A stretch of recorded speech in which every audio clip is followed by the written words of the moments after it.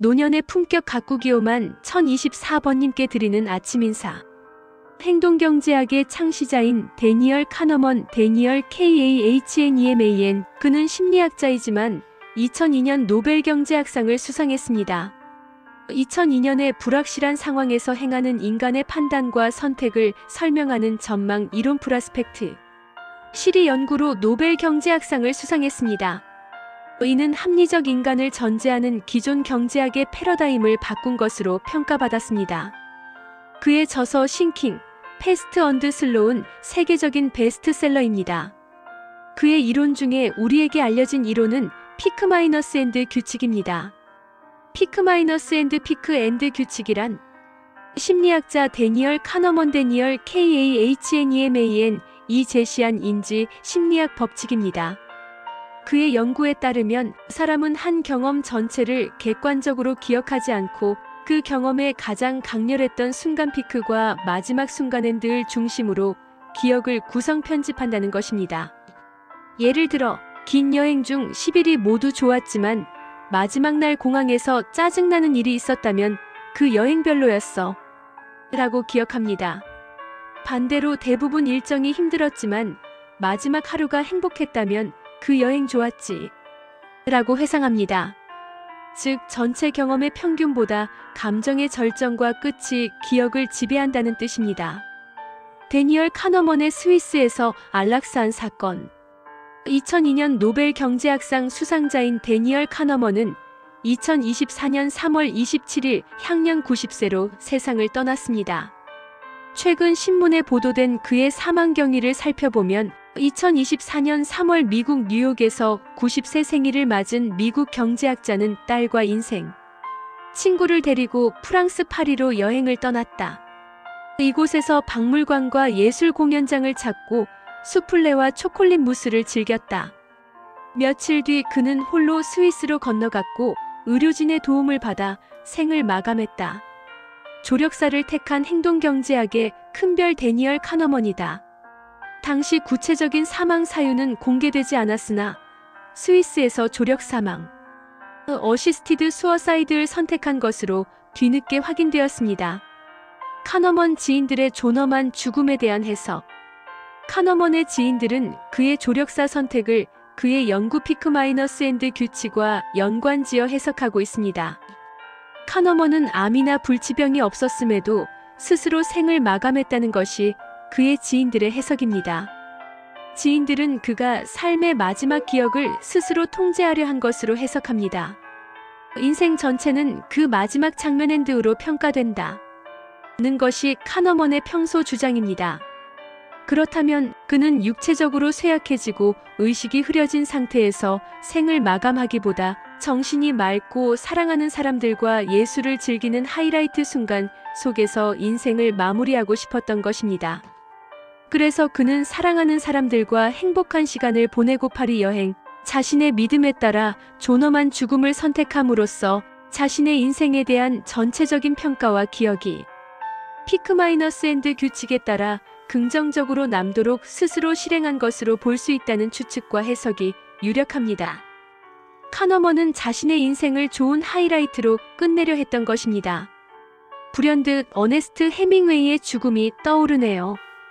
또한 제가 20여 년 전 설악산 대청봉에 올랐다가 오후쯤 하산길에 보았던 기암절벽 연봉의 아름다움에 취해 감탄할 때 도련아! 의대로 죽었으면 하는 뜻모를 죽음이 솟구쳐 올랐던 기억이 납니다. 피크 마이너스 앤드 규칙에서 배우는 인생의 마무리. 사람의 기억은 참 묘합니다. 긴 세월을 다 살아도 그중 또렷이 남는 건 극히 일부지요. 행복했던 순간의 절정, 그리고 마지막 장면. 이 두 부분이 모여 한 사람의 인생, 한 관계, 한 추억을 결정짓습니다. 심리학자 데니얼 카너먼은 이것을 피크 마이너스 앤드 규칙이라 불렀습니다. 우리의 마음은 모든 날을 고르게 기억하지 않습니다. 가장 강렬했던 순간 피크과 마지막 기억 엔드만을 중심으로 그 일을 좋았다 혹은 나빴다 평가한다는 것이지요.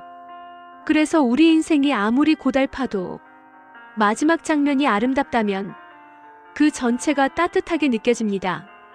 마지막 죽을 미소 짓는 자가 인생 승리자라고 하잖아요.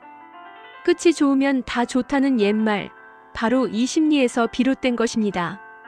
어쩌면 사랑도 우정도 그렇습니다. 사이 좋을 때 떠나라는 말이 있습니다.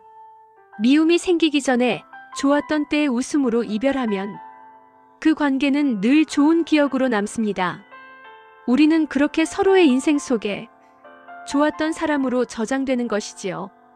데니얼 카너먼이 추천하는 몇 가지 제언들. 기억하는 자아를 위한 삶의 하이라이트 설계하는 저희들이 되면 좋겠습니다. 사랑하는 번님, 우리는 모두 경험하는 자아 익스피리언싱 셀프와 기억하는 자아 리멤버링 셀프라는 두 개의 자아를 안고 살아가고 있습니다. 경험하는 자아는 지금 이 순간의 고통과 기쁨을 느끼지만 결국 우리 삶의 가치를 최종적으로 매기는 것은 기억하는 자아입니다. 그리고 이 기억하는 자아가 의지하는 것이 바로 피크 마이너스 앤드 규칙입니다. 이 냉정한 진실은 우리에게 다음과 같은 삶의 자세를 제안하고 있습니다. 한번 음미해볼 가치가 충분히 있습니다. 1. 의도적으로 피크를 만들라. 희미한 만족보다는 강렬한 경험. 피크 마이너스 앤드 규칙은 무난하고 평탄했던 하루보다 강렬한 기쁨이나 깊은 성취감을 느꼈던 하루를 더 선명하게 기억합니다. 그러니 막연한 행복의 총량에 기대기보다 삶의 한 페이지를 장식할 만한 강렬한 순간 피크를 의도적으로 계획하고 경험하십시오. 가슴 뛰는 여행, 도전적인 프로젝트의 성공, 소중한 사람들과의 축제, 혹은 진심을 담은 봉사활동 등 당신의 감정을 최고조로 끌어올릴 긍정적인 경험을 자주 만들고 기록하십시오. 부정적인 피크 고통도 피할 수 없다면 그 속에서 배움이나 성장의 의미를 찾아 기억하는 자아가 부정적인 경험을 의미 있는 시련으로 재구성하도록 돕는 지혜가 필요합니다. 2. 모든 경험의 엔딩 디자인을 하라. 마지막 인상을 최상으로. 작은 일상이든 긴 프로젝트든 우리는 마지막 순간의 감정으로 전체를 평가하는 경향이 있습니다. 인간관계 만남의 끝, 대화의 마무리를 온화함과 진심을 담아 마무리하십시오. 마지막에 건넨 따뜻한 말 한마디가 관계 전체를 긍정적으로 기억하게 할 수 있습니다. 업무 및 일상 중요한 일의 마무리 단계에 더 큰 정성과 주의를 기울여 최종 결과물의 완성도를 높이십시오. 지루했던 경험이라도 마지막에 기분 좋은 보상이나 깔끔한 정리가 있다면 좋은 기억으로 남을 수 있습니다. 3. 과정의 편안함도 가치 있음을 잊지 말라. 피크 마이너스 앤드 규칙은 우리의 인지적 편향일 뿐 삶의 모든 순간이 무의미한 것은 아닙니다. 카너먼의 실험에서도 긴 고통 끝에 작은 완화가 짧고 강렬한 고통보다 선호되었듯 삶의 많은 부분을 채우는 과정의 편안함과 지속적인 평온함은 우리 경험하는 자아에게는 매우 소중합니다. 기억하는 자아의 편집을 인정하되 현재를 사는 기쁨과 고통의 평균 또한 삶을 구성하는 진정한 일부임을 잊지 마십시오. 강렬한 피크를 만들되 평온한 과정 속에서 일상의 감사함을 놓치지 않는 균형 잡힌 삶을 설계해야 할 것입니다. 우리의 삶이라는 이야기가 하이라이트 편집본으로 기억될지언정 그 편집의 기준은 오직 우리 자신에게 달려 있습니다. 가장 후회 없는 피크를 만들고 가장 아름다운 엔드를 장식하는 능동적인 삶을 살아가는 저희들이 되게 하소서. 번님의 삶을 응원합니다. 사랑합니다. 감사합니다.